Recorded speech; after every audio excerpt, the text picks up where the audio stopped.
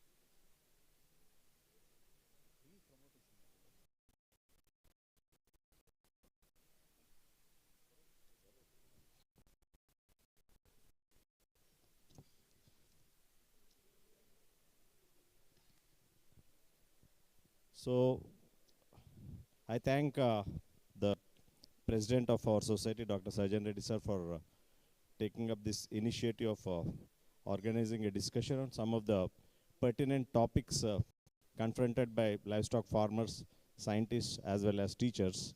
So there are certain issues that we are going to take up and discuss on those particular topics. First of all, I would like to say that it's a privilege to share the dais with so many galaxies of livestock production management. So there are certain topics that we would like to discuss. The audience can also come up with certain topics of their choice, wherein the intellectual sitting over here can share their knowledge, their ideas on what they think about that particular topic.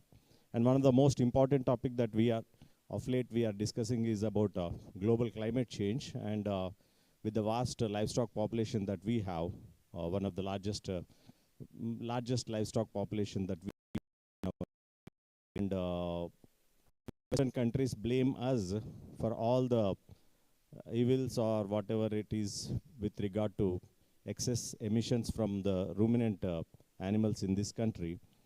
But on the other hand, there is a perception that animals, in fact, even the smallholder production system that we have, and the animals are the sufferers of global climate change. So this is a discussion, this is a dialogue that we just wanted to have. So may I now request the panelists to share their ideas on this. Let's start with our agenda, sir.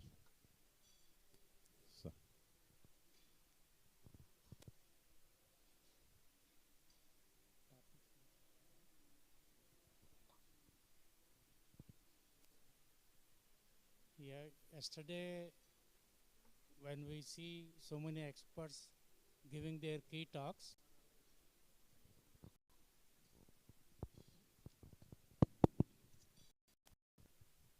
when they're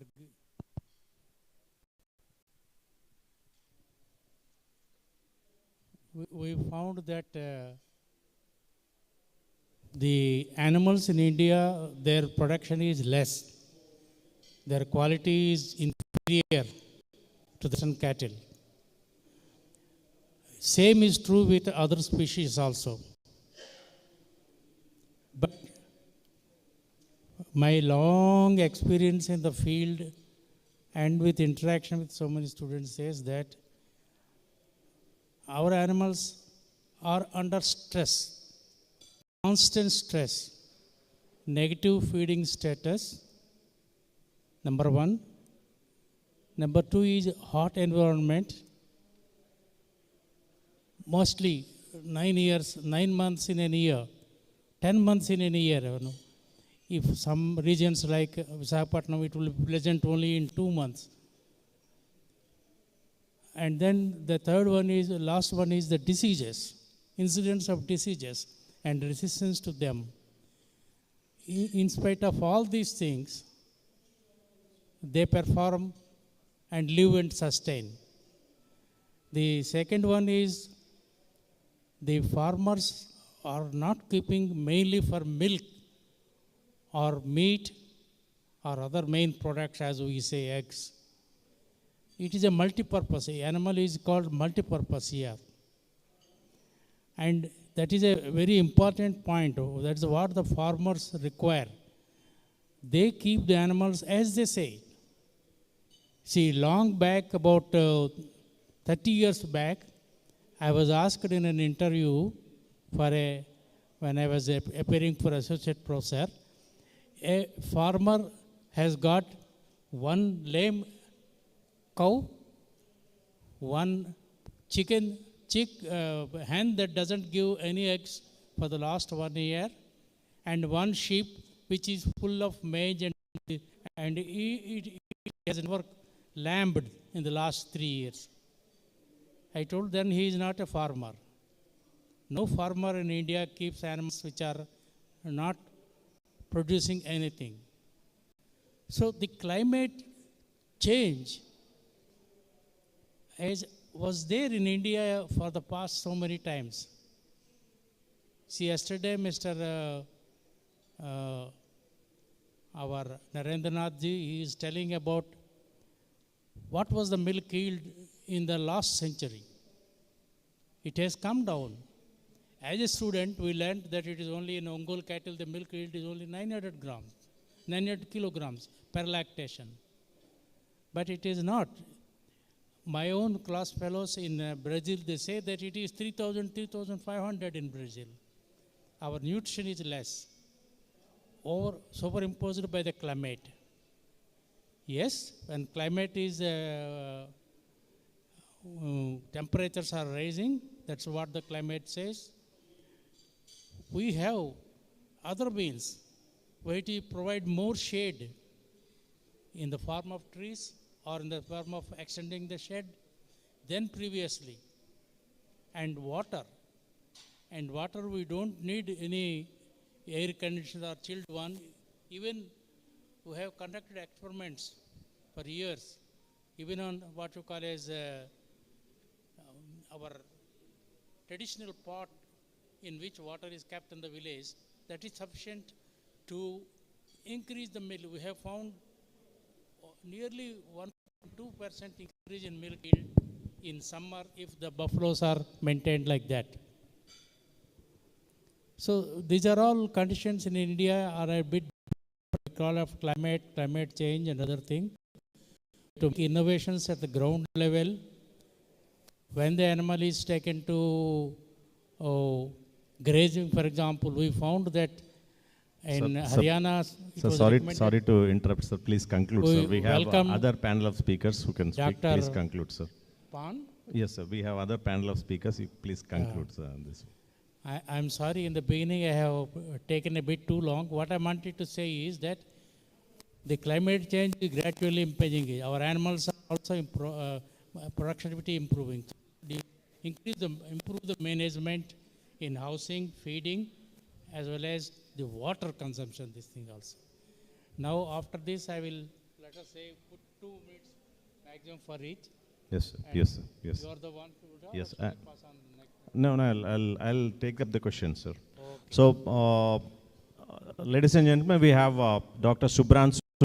He is a former professor of West Bengal University of Fishery and Animal Sciences, and he has a special interest in backyard poultry. Good morning, Dr. Pan, sir. Welcome to the panel discussion.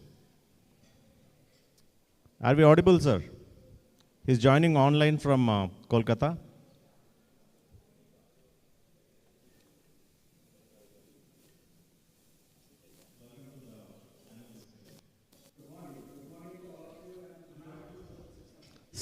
Sir, Pan, sir, we have a question for you. You have special interest in backyard poultry, and so many universities and central institutes have developed different varieties of chicken.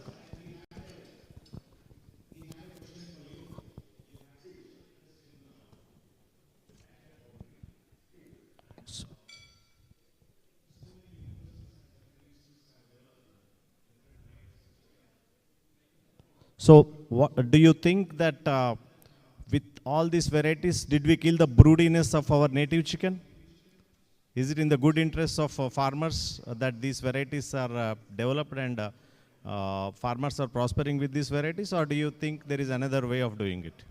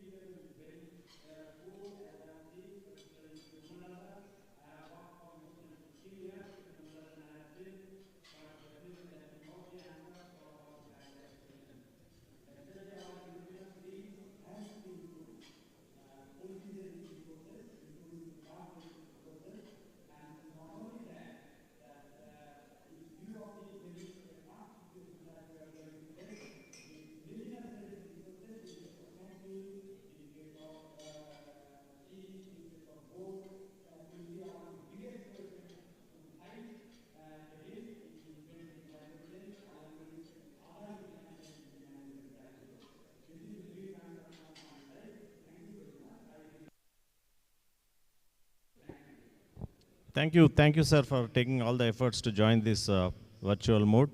Thank you for your inputs. Now, moving on to another important topic that we discuss these days is about A1 versus A2 milk.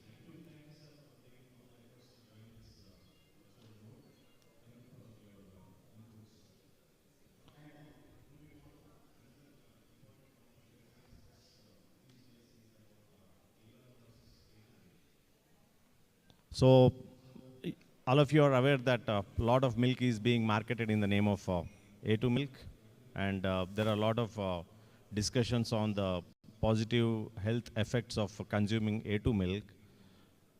We have the MD of Vishaka Dairy here with us, Dr. Pandyarajan. We'd like to hear from him whether is this sustainable, or if the A2 milk is really so good, what are the ways and means by which we can improve the milk production from the animals which give this A2 milk, especially the indigenous cows and buffaloes.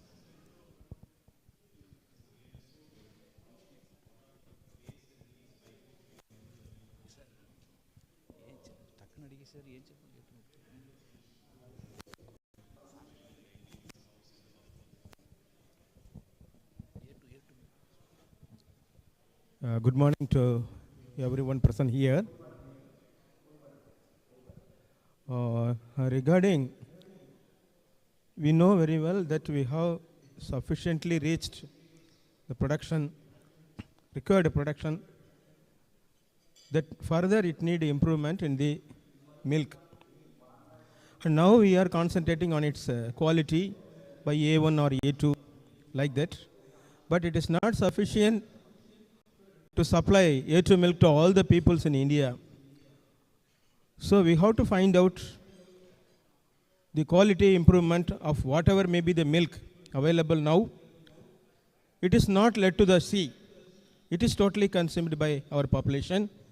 And we have to find out that is in our hand, that is in our veterinarian's hand for its production improvement. And moreover, now this topic we are talking about the climate change. We know very well we all are living under the mercy of the climate. Any single change in it causes very different factors which influence its life and as well as its production. We are all from last couple of days we have discussed so many recent development to cope up with the climate, to augment the production of milk as well as all the livestock products and as well as the amusement, everything. So in that sense, it's a high time to further we have to explore the way in which to utilize what are the both vegetarian as well as non-vegetarian product, mainly for the food consumers, to improve its quality. And the climate change, we have so many strategies we are developing. That also we have to consider, we have to explore further, and that should be integrated, and as well as we have to find the way to modernize, that is by using the IT tools as well as the recent information technology tools.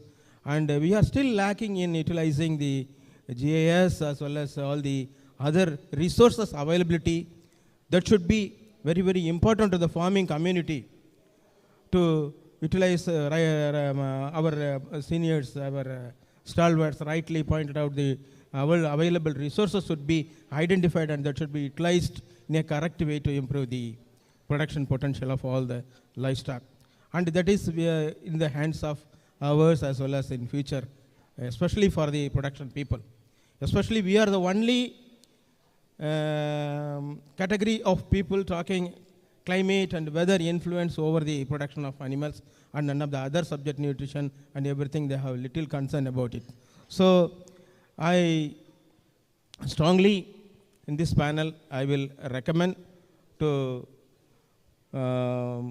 what you call that is the way in which we have to improve the different managemental strategies as well as different recent advances and further exploration, everything it should be, we have to be motivate our peoples by this way of conducting different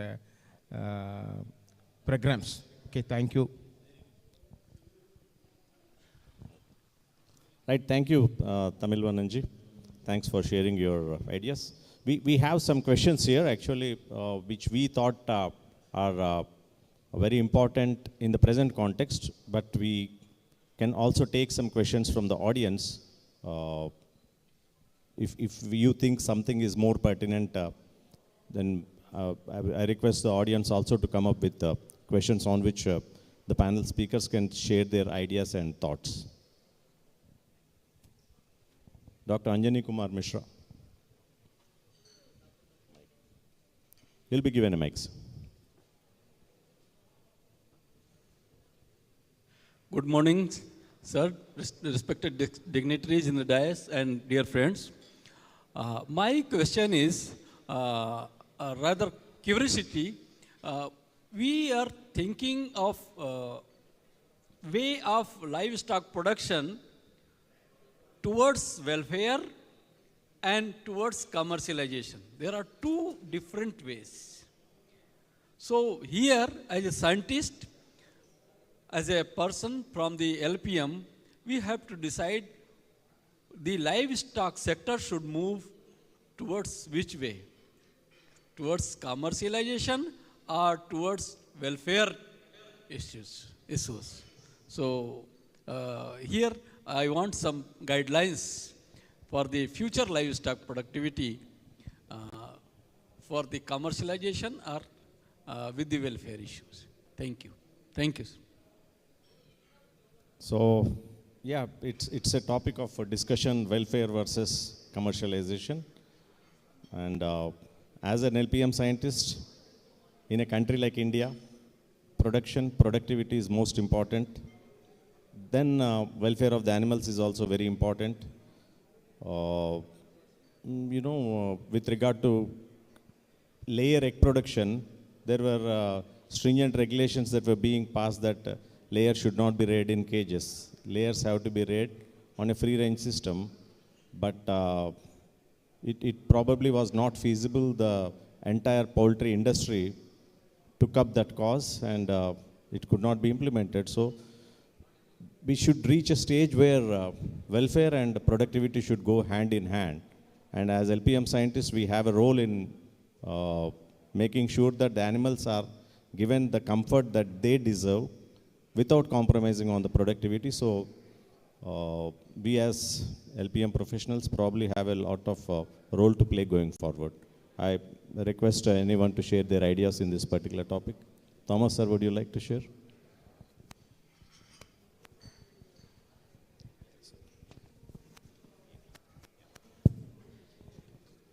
Well, we can only strike at a balance between welfare of the animal and productivity. They may go in two different directions sometimes, but we have to strike at a balance. We cannot sacrifice productivity for welfare alone, nor we can go entirely for productivity by sacrificing welfare. So we have to strike a balance. That's all.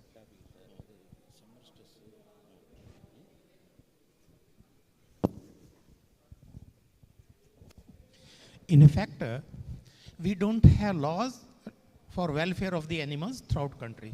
And there is a time that there should be a curriculum, means it should be part of curriculum of our education system, as well as there should be some law for this. Then welfare issue can be addressed, otherwise it does not have any meaning. There, it is not the question of poultry, or there the issue with the dairy animals also.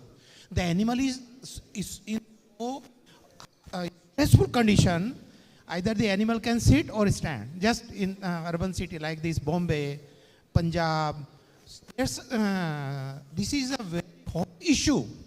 But people will not accept it until unless it will be forced on that by law. This is one issue. Second issue regarding the productivity of animals. Because in our society, we have 87% farmers, either they are marginal, small or medium farmers. They have poor resources. So, rather than which type of rearing or management practice they should follow, we have to develop the protocol. Protocol for a farmers having, means for marginal farmers, protocol for a small farmer or medium farmer. And according to that protocol, we can advise them what should the level of production of animals they should rear at their level. This issue, I think, can be managed. The issue regarding commercial... Sir, can you conclude, sir? Please. We have some more questions to go. You can conclude, sir. Yes. Regarding the issue of commercial dairy farms, nowadays commercial farms are coming up very fast, and even our veterinary graduates are adopting this very well. One of our BSc student, he left the job and he is starting the dairy farm, and he is supplying the Kankraj cattle, Andhra Pradesh, Tamil Nadu, etc. And he is earning very high. Thank you, Chaudhary Saab, as well as Thomas, sir, for sharing your thoughts. I hope that answers Anjani Kumar Mishraji's question. Along with the clash of interest between welfare and productivity, one more clash that we see often these days is whether we have to promote organic farming. We have seen the disaster that our neighboring country had with organic farming of late, and the consequences the people are facing. So is it advisable to go for organic farming in general and organic livestock farming in particular? Apart from the panel of speakers we have on the dais, anyone in the audience can also share their ideas. Our President, sir, can throw some light on this.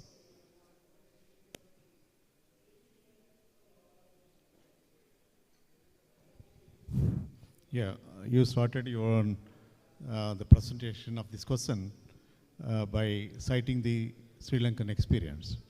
So definitely we have to see why the Sri Lankan experience is bad by considering all the factors attributed to the failure.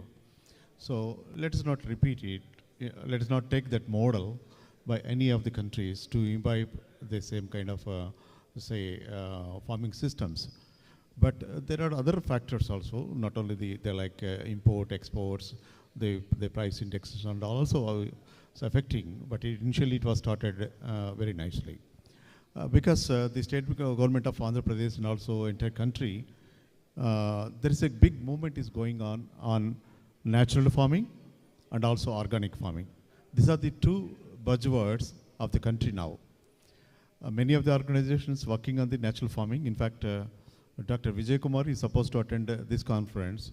He is a campaigner for FAO fellow for the natural farming of this country. He is a true ambassador. So we are getting natural products in these states, in different states. And definitely I had many experiences. In fact, one more farmer, Mr. Reddy, is supposed to come here for this. If time permits, I'll ask him to come online. He's farming, he's practicing natural farming. It says the productivity is high in natural productivity, and the profits also very high. Coming to the different topographical areas of the country, the natural farming is happening. That is also considered as the organic farming as such. So initially, Andhra Pradesh government initiated the organic farming system and a constituted committee. Fortunately, I am also a member into that, a technical member. So what we are trying to do, taking this the Sri Lankan experience, we wanted to go in a slow pace by allowing the farmers to come into natural farming and slowly converging into the organic farming. Because you know that to start assume there is a small dairy farm. To start is the organic dairy farm, so it needs at least 5 years to establish a slot. So to get a certification, to get it the soil free from all the chemicals and fertilizers, and also when using the grains and all, they have to be free from all these contaminants, and the animals should be mostly indigenous. It should not be, it can be crossbred, but the levels of the exotic inheritance is limited. So understanding all these protocols, it takes, we have worked out, it works to be 5 years to establish a organic. But fortunately, the farmers are very, taking this buzzword, they're selling the products, organic milk, meat, and products, almost fourfold the cost of the natural farming. Like in metros, you must have experienced, Dr. Sarath, in that, what is that, organic basket series of shops in Hyderabad, Metro City, we get the same brinjal, we get milk in the name of organic, the fourfolds of the cost. I know a farmer in Kankipadu near Krishna district, and some of our guys also visited the farm. So he is maintaining the hydroponic fodder and telling that he is not using the soil, it is considered to be the organic, and he's selling the milk almost 400 liters, 400 rupees per liter. So this is a success story. So I can say this is the farmer's choice to get a certification again, and also to identify the laboratory for accreditation, and the government is really working out. So we have recently identified one company or one laboratory as accredited laboratory. So from the university, we have pleaded the government. Our labs are well equipped. Like we have state laboratories and many laboratories. We want the accreditation to the university laboratories, wherein we can certify these organic produce based on the protocols. And Dr. Sassi sir also knowing that they have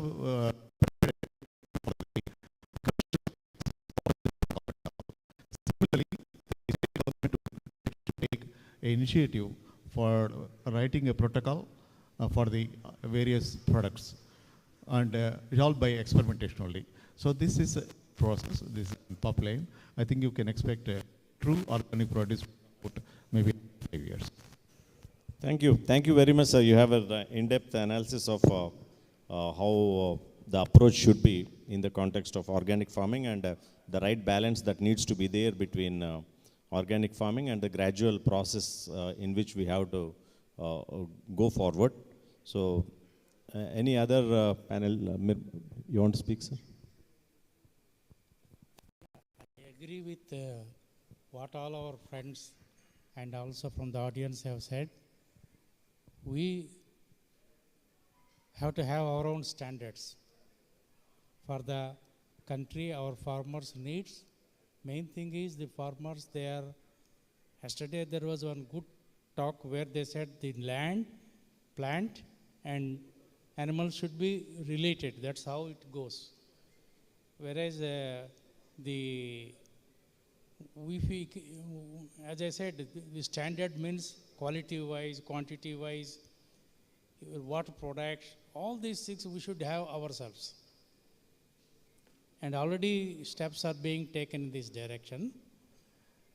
My request and also suggestion to all of you is that when you go back, you please try to have such schemes, such thing where the farmer comes the main actor and give him the choice of this thing.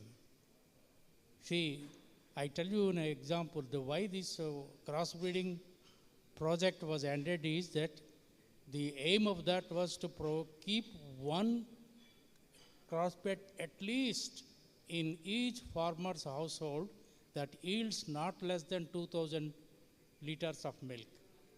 And we all of us know how many problems we had with this crossbreds, disease-wise or breeding-wise and otherwise. So why he is keeping indigenous cattle? I come to the yesterday's what our that farmer, Mr. Narendranath has told is that why we are saying that our animals are less productive. We made them like that. So that's all. In relations with climate and system of production, it should be left to the choice of the farmer, and we should assist from that direction. Actually, this is what the decision was taken at ICR level also with regards to systems of farming. Thank you very much. Thank you, sir.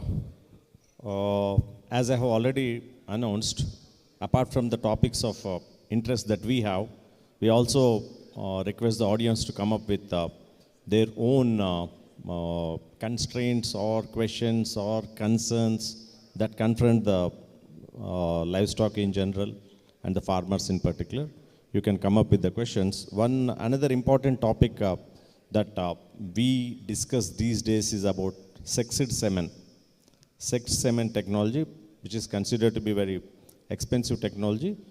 And also we discussed a lot on embryo transfer.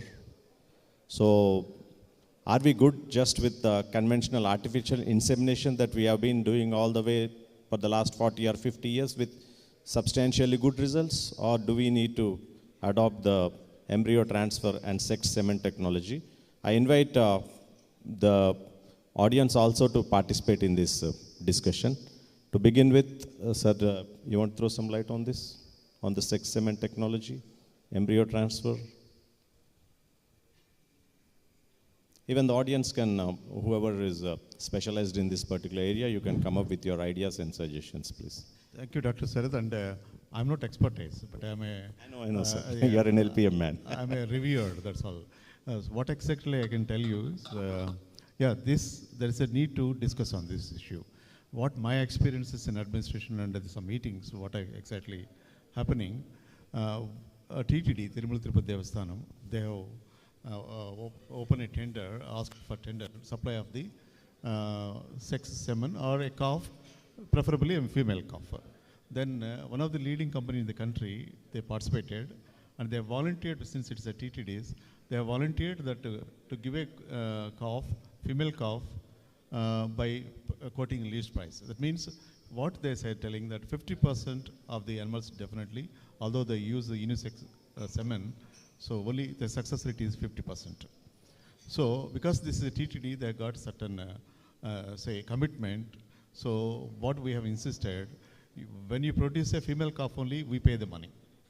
So the male calves, you have to take it, because you are not guaranteed about the ratio of the male and female. So this has to be checked, because if a farmer believes, a progressive farmer, a commercial farmer believes that this only produces female calf, that's not correct. Because always the 50% sex ratio. So this is one point I wanted to put forth before the discussion. So whatever we have scientists like Mattara and other people, they have got their XY, that's very confusing for me. But definitely, so nature and also the ecology in the reproductive system that dictates the birth of a male or female.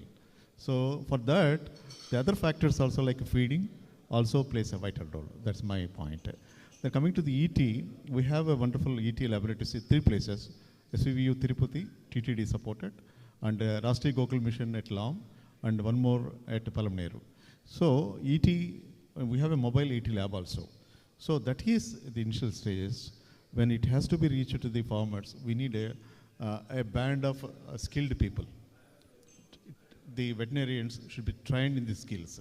So that's why we request everybody, organizations. At LOM, we give training hands-on experience for 3 weeks for hands-on experience in our laboratory. At least if you can prepare aiming for 100 people who are good in ET, assisted reproductive technologies, we are prepared to do that. So that kind of support we can give, but we need to have skilled veterinarians in the state and country, then the ET goes to the farmer level. These are my experiences. Thank you, sir. Thanks. And we also have experts like Dr. Muttarao sir from the Lam Farm Guntur SVVU. He's specialized in ET and all. So, sir, would you like to come in? Chaudhary साहब, आप गुजरात का experience कुछ share करना चाहेंगे इस experiment पे? In fact, in our state, some work has been initiated, but particularly there is no means applicability or no approach is there. It's till now. So it is only just up to laboratory. Right. Okay. Okay. Sir, you want to share something on sex semen?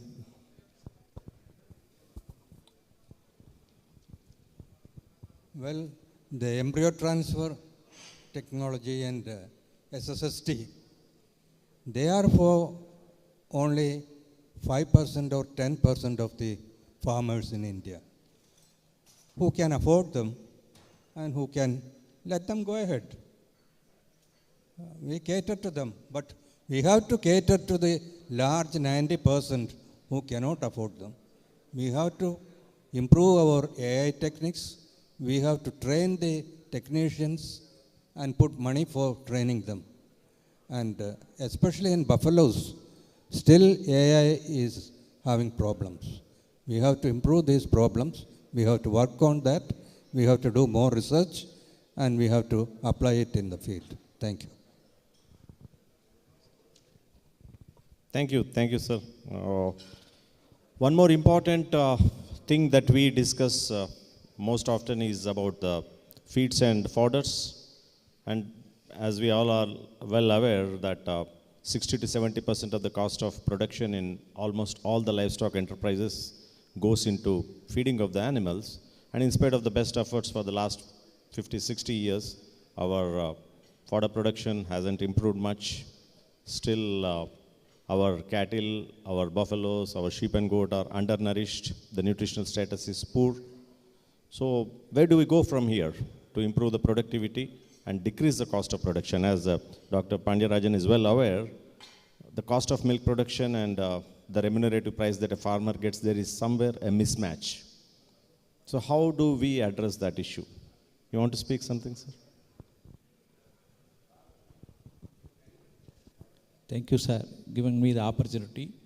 Actually, at present, the cost of production means the raw material, all the raw material, feed raw material cost has been increased.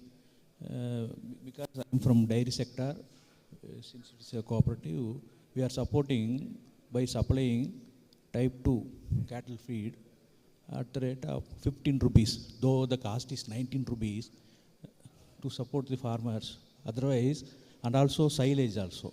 We ourselves having our own manufacturing factory. Per month we are manufacturing 1,000 metric tons. Last 6 months we are working hard to promote the silage to cope up the summer, especially in coastal area, some of the area where the water scarcity also there. We are supporting the milk producers, arranging the borewells for drinking up water to the cows. Likewise, otherwise, the cost of milk when compared with the cost of milk and the production cost is high. When we support like this only subsidized rate, then only the farmer will. Otherwise, the yield will, we have to rear the animal with high yielding animals. SAR says that is also consensus. Repeat breeding problem is there. Climate adjustment is also problem is there. Management problem is there. A lot of problems is there. Anyway, we are supporting the milk producers and giving education, training, and also through mobile veterinary services, AI services, helping the farmers to maintain the animals and also maintain the animal dairy farm on profitable manner. Thank you, sir.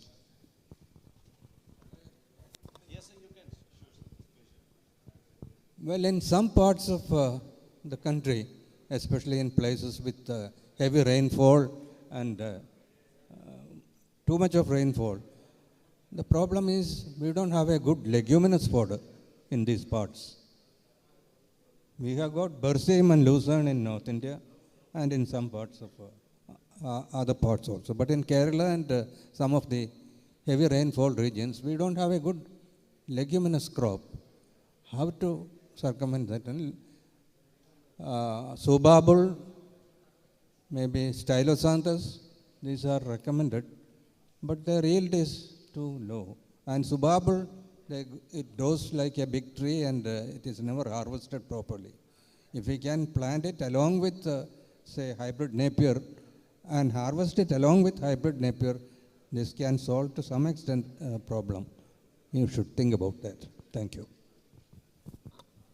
I would like to add that the areas, problem areas like in coastal areas and where rainfall is high, true, there are no standardized fodder, leguminous fodder feeds.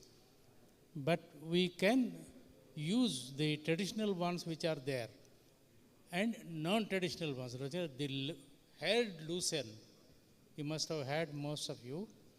I found that to be good, and it were propagating in Andhra as well as in Zambia. When I was there, it was propagated.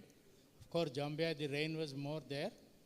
But even here, in the thing is, in summer, it may look as though it is gone, died.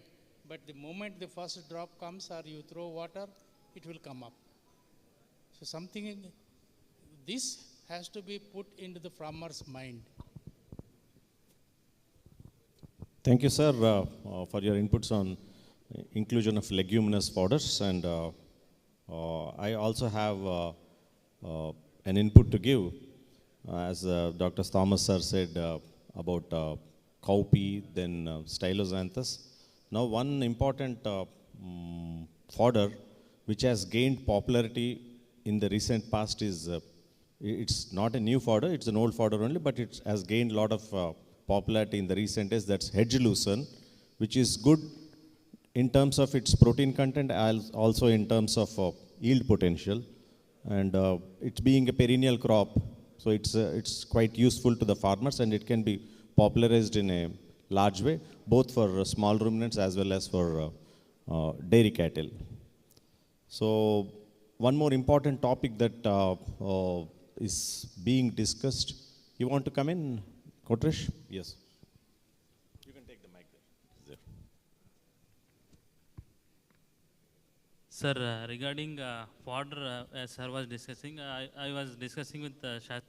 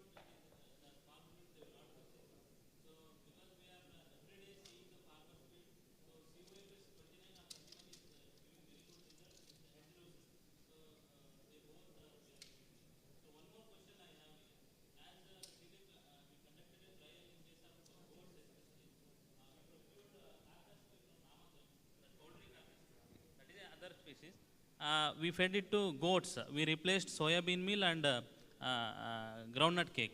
So groundnut cake and soybean meal cost around 45 to 50 rupees, whereas this carcass meal I think 9 to 10 rupees, sir, from Namakkal.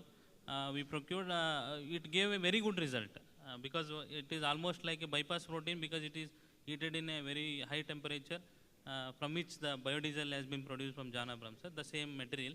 So now in Manuti also they are producing carcass meal.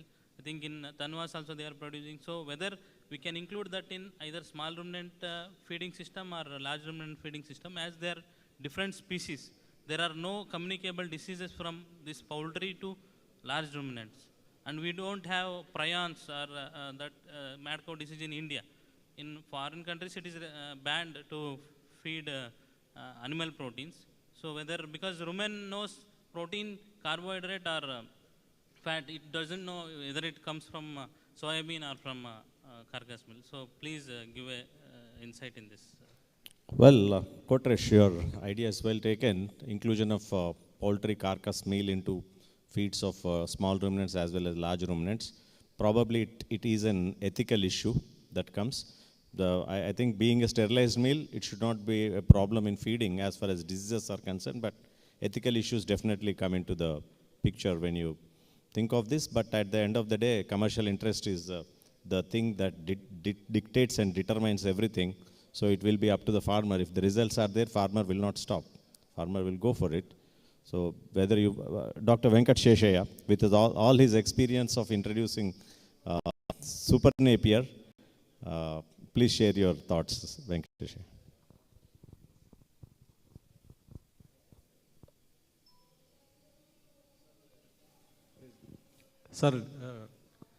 Sir, two points I would like to share, sir. One is actually one important tree fodder need to be encouraged, sir, because in my experience, and some farmers are also doing this moringa cultivation. Actually, along with Super Napier, people are cultivating moringa alternatively high dense plantation, sir. Actually, they are getting 4 cuts in a year, 100 ton biomass, on par with hybrid Napier almost. They are getting legume. It's a highly protein-rich legume, sir. High dense plantation along with moringa and Super Napier alternately, and they use it to cut and chop and feed. Actually, in fact, NDB is also encouraging 2 pilot projects that they have already taken up in the country. Large scale moringa plantation. That is one aspect, sir. Second is fodder banks, sir. Fodder banks. Actually, we are having there is no scope to cultivate or increase the extent of fodder on plain land, sir. But alternate land utilization is also very important. That is, we have to take up wastelands or bunds for fodder production, particularly this tree-based fodder. Actually, it is easily come up, and silvipasture-based fodder also. And some species are there, drought-resistant species, along with the tree fodder, and this Anjan grass and Guinea, combination with the stylo. If we promote it, sir, we can able to improve the fodder cover, particularly in areas where the potential is there. That's my experience, sir. Thank you, Sheshaya. Moringa oleifera, as you have said, that apart from being useful to humans, it's a wonderful plant, and with a lot of medicinal properties, also antioxidant properties. And our trials by one of our students in our department has also proven that it's very good to include Moringa oleifera in the feeds. And with your experience of saying that it has got tremendous yield potential, not just as a feed additive, it can be actually used as a feed, and it combines well with perennial grasses, so to probably reduce the cost of milk production, especially for in large ruminants. So it's well taken. And coming to the next important thing, that nowadays all over the country, apart from the vets, apart from BVSC graduate, there are so many people who practice veterinary medicine, right? And the governments are encouraging in the form of Pashu Mitras, Gopal Mitras and whatnot. And basically they are trained for artificial insemination, but they do all sorts of things, including artificial insemination or excluding artificial insemination. And these days we speak a lot about antimicrobial resistance. So how do we tackle this issue of wherein antibiotics are used indiscriminately? And at the end, people, the medical professionals are not going to blame the Pashu Mitras or the Gopal Mitras. It will be the vets who will be blamed. And my friend Madhu yesterday discussed about the antimicrobial resistance. So what are the ways and means of addressing this particular issue? Speak, sir.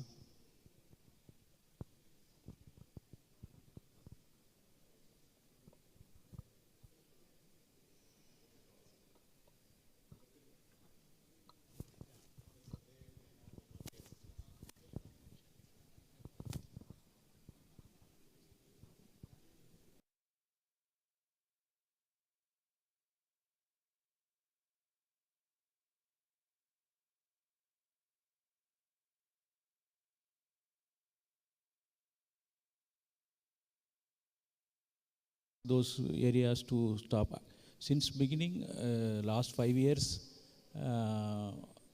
we are also mainly concentrating on timely vaccination and deworming, and also good feed, fodder and feed. See, we are also restricting for usage of antibiotics. Withdrawal time also. See, we are, suppose animal is suffering and taking treatment, we are recording in the milk society itself that animal, particular member animal is not feeling well under treatment. We are asking them for not to bring the milk, at least minimum 1 day, 1 week, such so that we also created awareness among the milk producers not to supply milk, especially in dairy sector. I am telling, because this is the very, very crucial issue. Both way, when the residues is that there in the milk, it will affect the health of the people, consumers. So like that, we are controlling, sir. Anyone from the audience would like to share their, yeah, Madhu, please come.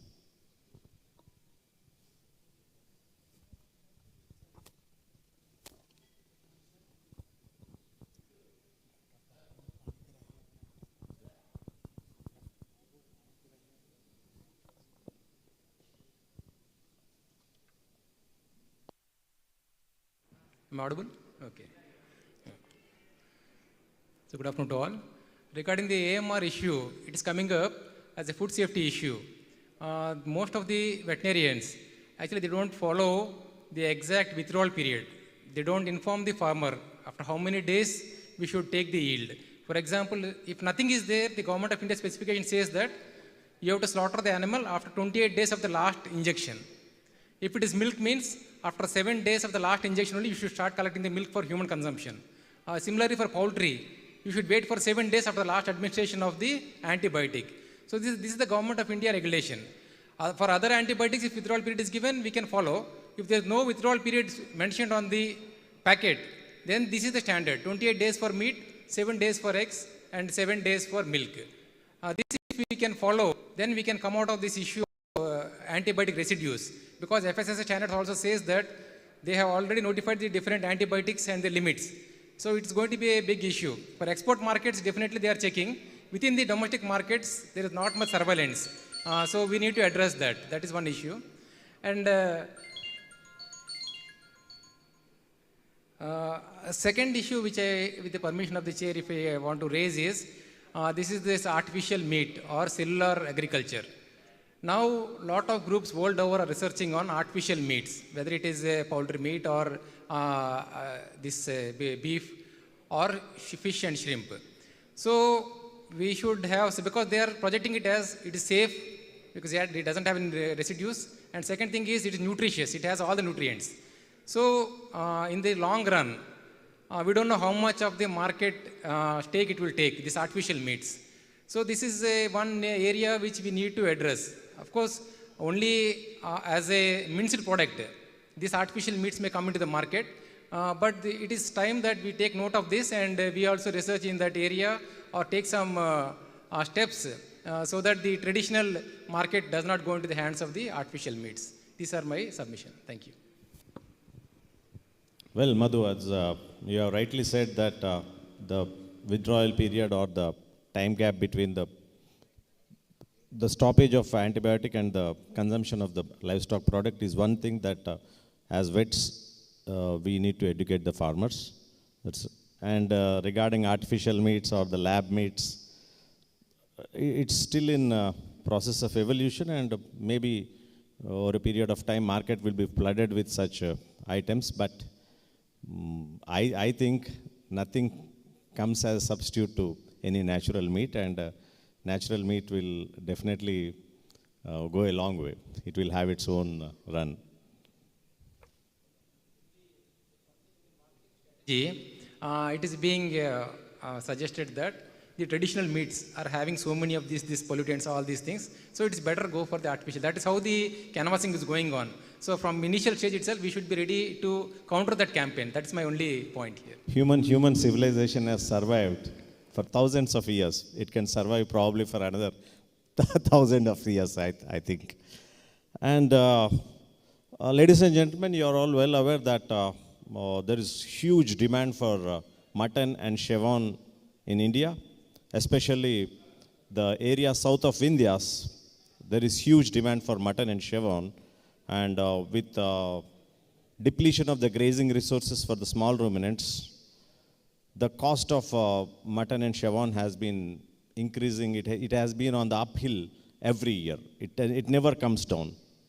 So whether there is a lot of debate on whether we should promote intensive small ruminant farming, or the small ruminant farming has to be in the traditional way it has to be continued. So I would like the audience also to come in on how we approach with regard to the small ruminant farming.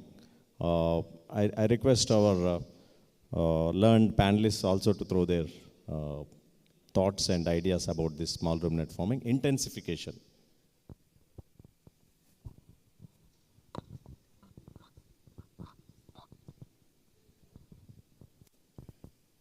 Actually, this is a very, you can say, it is in front of us, but many of us do not recognize this problem. The southern region, the Deccan Plateau region, has got the highest population of sheep and goat, and they are all, without any exception, a few may be there, are mutton or chevron breeds.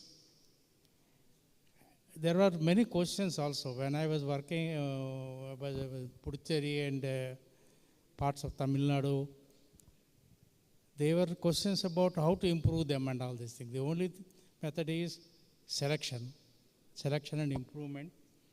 But these artificial methods of improving and other things, I do not know whether our country, actually the technology at the ground level is possible to take it up now. Selection, that is neglected.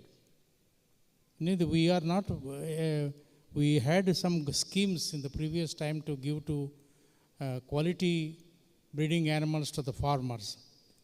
But somehow it has stopped with the spread of artificial insemination.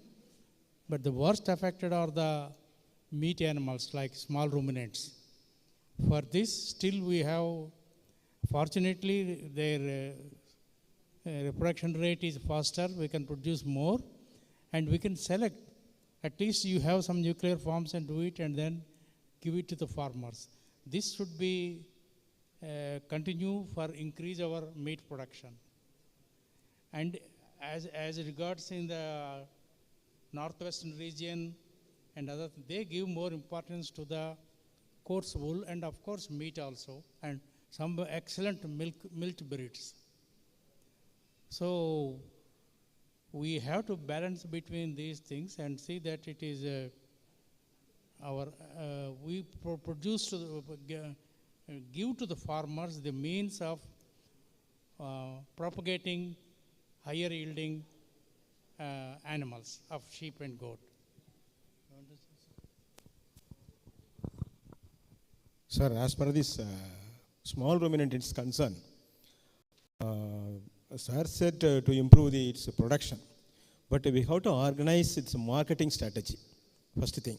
For an example, in Chennai, sir said almost most of the breeds are our breeds and the strength is available in southern India. Even then, our people, we are procuring animal from northwestern zone of India. We are bringing all the animals there at the cost of 500 to 550 rupees per kg of mutton. But they are selling about 750 to 800 rupees. So the gap between especially in the hands of marketing, we have to improve the strategy, a new strategy. We have to find the way to improve the marketing. Then only the farmers will get more benefit to the farming community. My question was, there is a lot of demand, and 50 years back, all these breeds have evolved on the Deccan Plateau and northwestern areas based on the prevailing conditions, then the irrigation facilities and all. And over a period of time, in the last 50 years, irrigation facilities have improved so much. I come from a state of Telangana, and daily we slaughter about 1,500 to 2,000 animals coming from Rajasthan on a daily basis, sir. On a daily basis, we get so many animals, and with increase in the irrigation facilities, the grazing resources have dwindled. So the farmers do not have resources to take the animals for grazing. So in the present context, the need of the hour is whether to go for intensification or there is any other way we can go ahead with that. We have people from audience.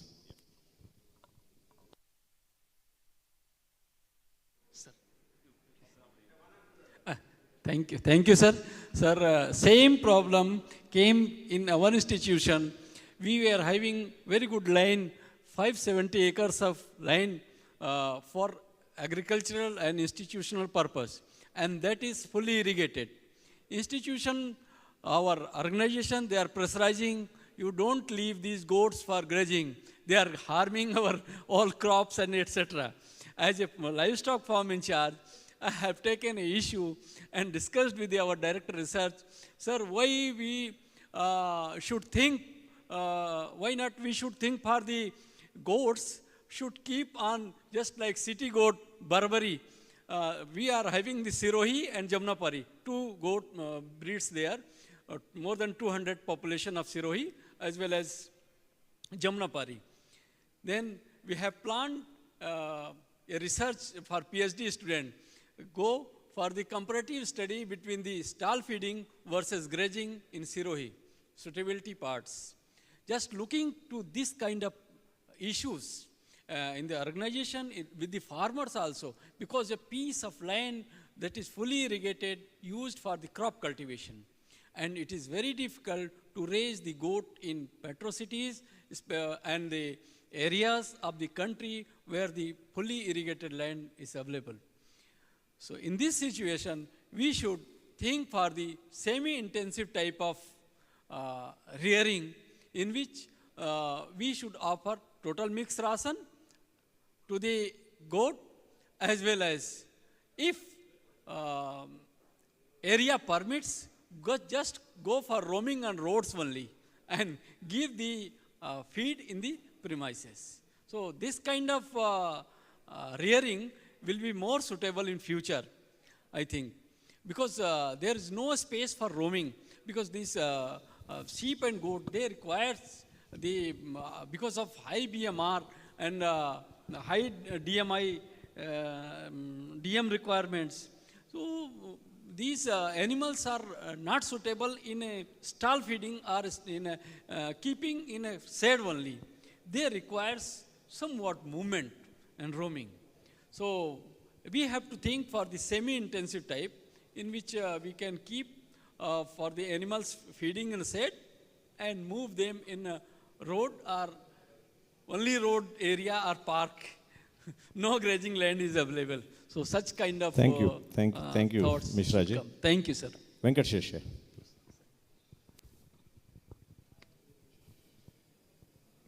Sir, my suggestion is actually intensive production system is expensive, and probably our breeds may not support it. Second is actually semi-intensive and intensive, these two systems can be utilized for different categories of animals. Actually, these lambs require intensive care, and to support their maximum growth rate, it should be intensive. Whereas for breedable population, what farmers are doing, sir, so many success stories are there. One farmer at Kakinada, he is a big farmer. What he is doing is, semi-intensive mode, all the breedable animals, like males and females, they are producing lamb crop, and after weaning, they are going for intensive production. So these two systems, depending upon their physiological state, these two systems need to be adopted at formal level. Then the growth rates can be achieved. At the same time, the expenditure can be minimized. Where the intensive care is required, we have to use intensive system. Then for other animals, it is semi-intensive. That's a good suggestion, Sheshe. Dr. Kumarvel. Yeah, your turn will be there, Krishnamurthy. Yeah, sir. Good morning, everyone. After Kumarvel. Good morning, everyone. So this is a very nice question. So actually, in this hall, myself, Dr. Meenakshi Sundaram, and Dr. Tamilvanan started our career in a sheep and goat farm, which had around 1,500 animals when we joined that farm. And I will share my experience. See, this, as our friend told, see, the lambs in sheep can be reared in intensive system. So that we have conducted a trial, not now, some 15 years back, and found that, so what are all the feed or nutrients is mostly converted into fat. So we should see from the consumer point of view also. See, I expect, or I feel that all of you have tasted the mutton which comes from drier region will be more tastier rather than instead of feeding stall fed. Similarly, both mutton and chavan. So the consumers prefer lean meat. And when we are raising lambs, especially this ram lamb schemes and all, so in the consumer point, it's not liked, because even the butchers, they will say, sir, more fat is there and we have to... Dr. Kumarvel, we Yes. are living in age of leashes and tender cuts. You don't know where the meat is coming from, whether it's stall fed or whether it's grazed. Even tender and leashes is People, not good. Nowadays people want everything from the comfort of their homes. Sir, so you are living in a city, but don't a, think that everyone are like that. Since we are all in metropolis, we are getting all things. Not just metropolis, man. Go to a butcher shop where they say that it's grazed animal or is it stall. No, even they will also a day reject the fat. A fat day portion. may come. I am visualizing a day when you get meat from either tender cuts or leashes or mastan or whatever it is. They do have a QR code, and once when you scan, then it should trace back. What is the price? It should trace back which farm did the meat come from, whether it's a male or female, at which age it was slaughtered, and what was the weight at which it was slaughtered. So probably a day may come, but at the moment, you are only concerned whether it's quality meat or not, just by appearance and taste. And we cannot trace back the history. A day may come, as you have rightly said. What's the price of mutton in leashes or tender cuts? People are not bothered about price. No, don't tell like that. You are sitting there and you are telling, but you see the other side or outside and go to the villages. So, your point is taken, okay. Dr. Kumarvel. We have Dr. Krishnamurthy. Yeah. He is working as a scientist in KVK Bananganapalli, and he is maintaining a very good flock of black Bengal goats, and it is an integrated system where the black Bengal goats are taken for, it's in a semi-intensive system along with country birds on an elevated platform. So he has a lot of experience and he is earning a lot of money, not for himself but for KVK.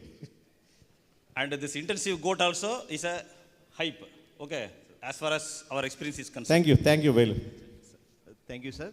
So actually in recent days, actually the sheep rearing is comes into the organizing sector, because National Livestock Mission, under Livestock Mission, so many these farms are coming up with 500 plus 25 units. So they are all established by some entrepreneurs. So in that way, so there is no possibility of free ranging or semi-intensive. So there is only possibility of intensive. So we have to work on this aspect only. If you tell or not, so they will follow only intensive system. So that's why, so our research should be, so how we can minimize the cost of feeding, or how we can minimize the incidence of diseases, and all these aspects we have to do research in that aspect.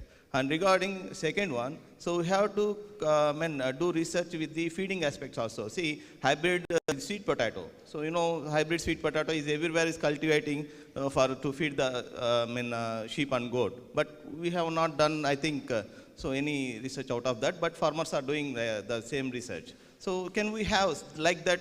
So bring some feeds and fodders into our research and to suggest the farmers. So this is the type of feeding that will be economical under intensive system. Don't discourage the intensive system. That is the future, because there is no grazing lands.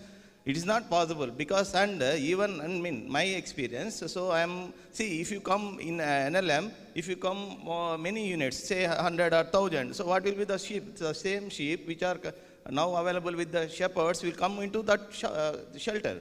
So no. So we don't want to discourage the intensive system, but we have to do research how we can able to make it profitable. So that is my view. And second thing is, when the SR said, we have a goat unit and we have a sheep unit that is on regional platform. But one point has to be taken care that the sheep intensive meat not keeping 24 hours in the house. So we have to get down in the morning and we keep it in the night only. Thereby they will get sunlight on, vitamins and everything. They will get sufficient exercise. So all these things. So intensive means not keeping the sheep and goat every time all to 24 hours in the shed. It's not like that. And second thing is we have a double layer farming system. That is sheep, goat plus poultry, sheep plus poultry. We have a shed of 24 by 60, under which we maintain continuously 300 poultry, through which I'm able to get 1 lakh rupees only from poultry, free range poultry. Free range poultry, free range eggs, is getting demand. Free range eggs and free range poultry. So definitely it is possible. So double layer farming system with sheep and goat, and like this, definitely we can, this type of research is required on intensive farming system, how best we can suggest the feeding technologies or disease management technologies and this type of economic farming system integrated models that we have to be addressed to the farmers. Thank you. Dr. Chaudhary, sir. In fact, we have the best, we are producing the best quality goat meat in the world. Most preferred meat in other countries, that is the Indian goat. And reason being our rearing practices. Thing is that the people, those are rearing the goat. I think they are the 33 million household, they are depend on the goat. And if we have to include the sheepers, these people, those are rearing the sheep also, they are around about 45 millions. So we have to think about that. They don't have the resources.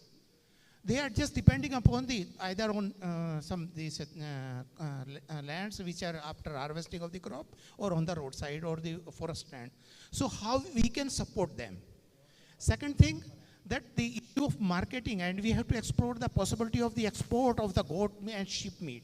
Because in our state, there was this domestic port, the port, from where the live animals were exported throughout here, but that was banned few years back by the government. Now the people, those are doing that business of export of live animals, the sheep and goat, they are in trouble. So such of the issues, we have to think how we have to give the marketing to them, and how this export opportunity of this sector can be further explored. I think that rest of the issue can be automatically solved. Thank you, Dr. Chaudhary sir. Dr. Subran Supan, I can see him on the screen. Sir, can you hear us? Okay, I think he's not able to hear us. Dr. Sharath, can I add something to? Yeah. Thank you. Thank you. A small ruminant production system, will, as per me, may see some change because of the cost of the mutton and chicken, which is available in the market, is soaring. So, lot of dairy farmers, traditional dairy farmers, are shifting from dairy farming to small ruminant production system. That is one thing. Now, why they are shifting? Because dairy has got very narrow margins, and here there is good scope. And second, we must not be shying away from changing our way of livestock small ruminant livestock production system, because of the very fact that we have been doing this since last so many years. So this intensification or semi-intensification can be thought of, wherein we add hedge-lucerne or hydroponics also, or a dry matter in the form of cereals and grains, that may, see some 150 grams maximum average daily gain per day as per me.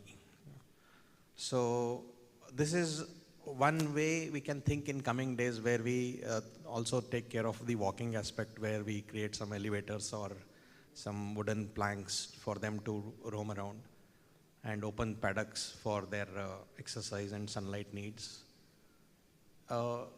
This is fast approaching and finding good acceptance by the farmers. Thank you.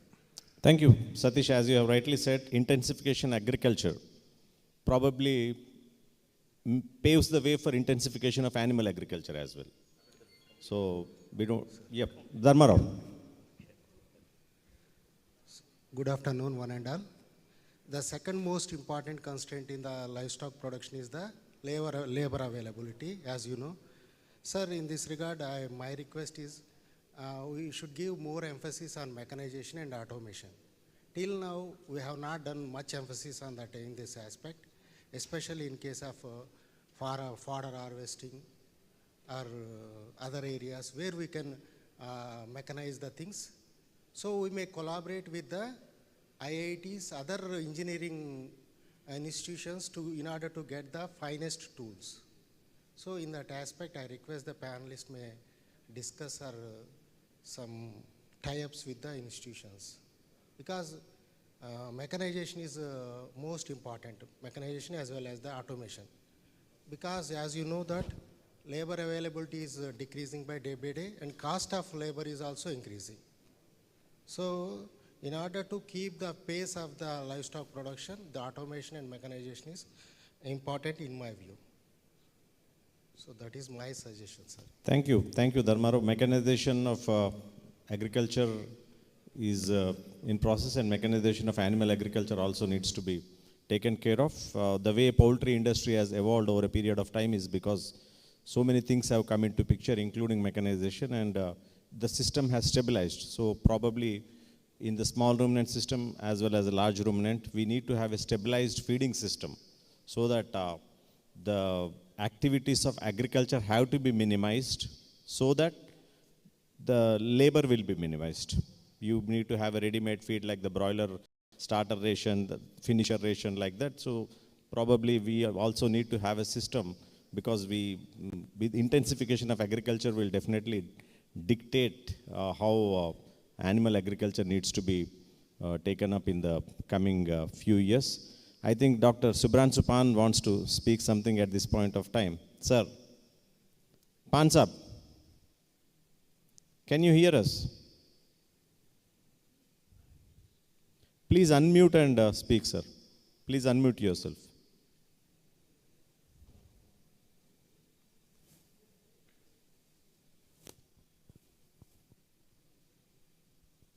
Please unmute yourself. You wanted to speak with something. That time I was muted by this organizer. Could you listen now?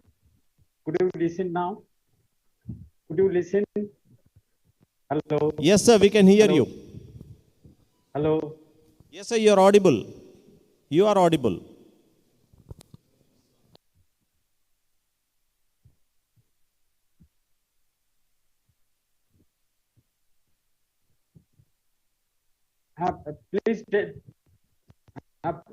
Please tell me the issue on which yes, please tell me the issue on which I am to talk.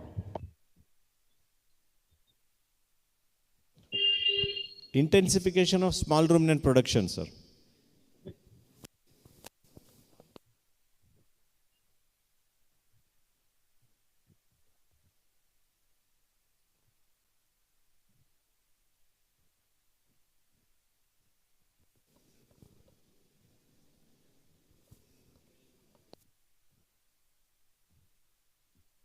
Definitely, that is the need of the time, because of gradual shrinkage of the grazing land. This is becoming a great problem in future, and lots of research is required. The way we can do intensification of the small ruminant. Till now, we do not know anything.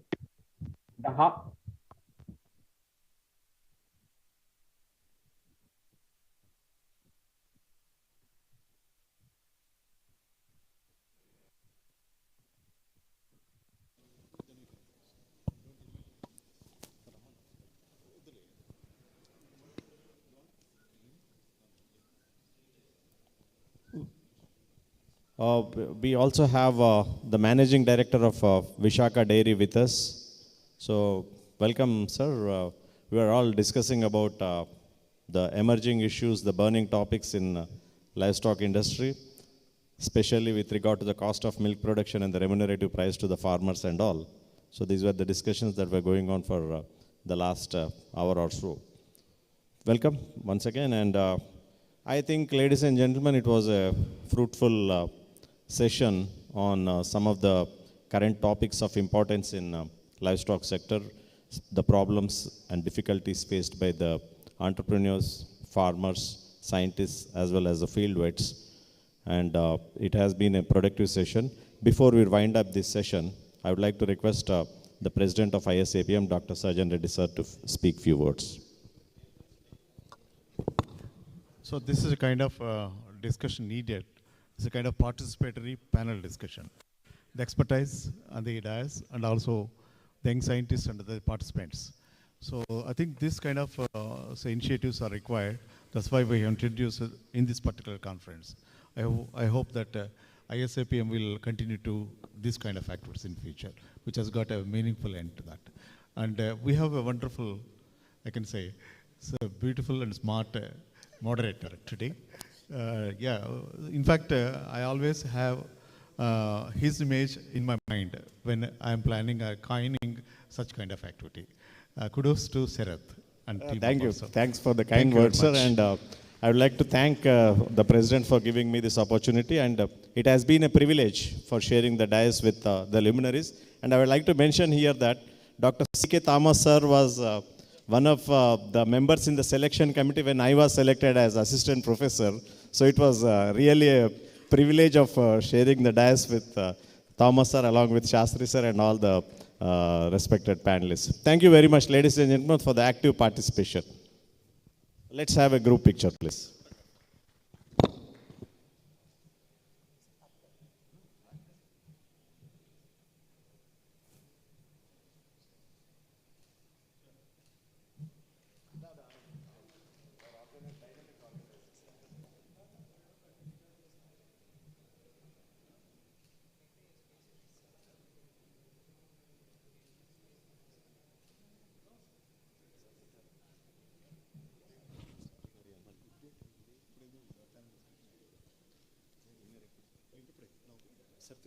Sastry sir మీరు ఉండండి sir కొంచెం please reveal comments అంతే కదా ఇక్కడే కదా sir మీ continue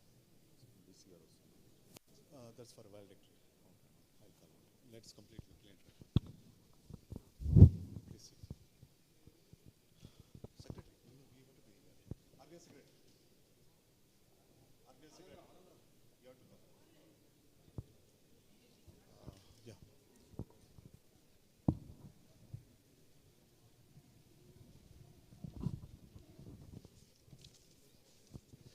We will commence the plenary session.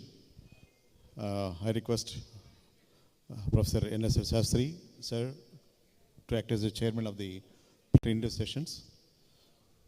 And I'll be continuing to assist Dr. Shastri, sir, as a co-chairman. And I request my Secretary Generals and organizing secretaries to be the rapporteurs of this plenary session. So in this session, all 3 days of discussions will be presented in a nutshell. First, I request session-wise, and the session rapporteur, co-chairman or president, chairman of the session, please come and explain the papers presented, then who are the lead speakers, then ultimately what are the 3 basic or 4 basic